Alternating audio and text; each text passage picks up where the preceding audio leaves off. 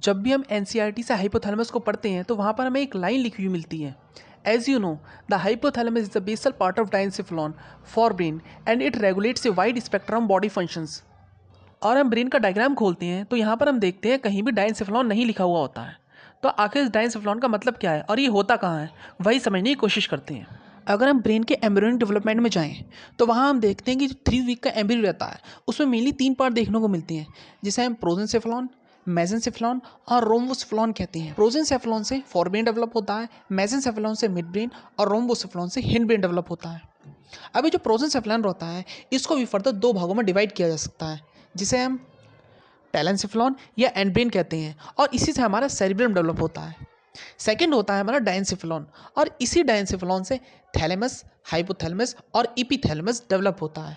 Next part है हमारा मेसेंसेफेलॉन। मेसेंसेफेलॉन further divide नहीं होता है, इससे हमारा मिड ब्रेन डेवलप होता है। और लास्ट है हमारा रोमेंसेफेलॉन। रोमेंसेफेलॉन जो होता है ये फर्दर 2 भागों में डिवाइड किया जा सकता है, जिसे हम माइलेंसेफेलॉन, और इस माइलेंसेफेलॉन से मेडुला डेवलप होता है। और लास्ट होता है हमारा मेटासेफेलॉन, और इस मेटासेफेलॉन से हमारा सेरिबेलम और पॉन्स डेवलप होती है। तो अब आपको ये समझ में आ गया होगा कि ब्रेन जो होता है इसमें कौन कौन से पार्ट होते हैं, और एम्ब्रियोनिक स्टेज में अगर हम देखते हैं तो कौन कौन से पार्ट से क्या क्या पार्ट हमारा डेवलप हो जाता है। तो आज की वीडियो के लिए बस इतना ही। वीडियो देखने के लिए बहुत बहुत धन्यवाद।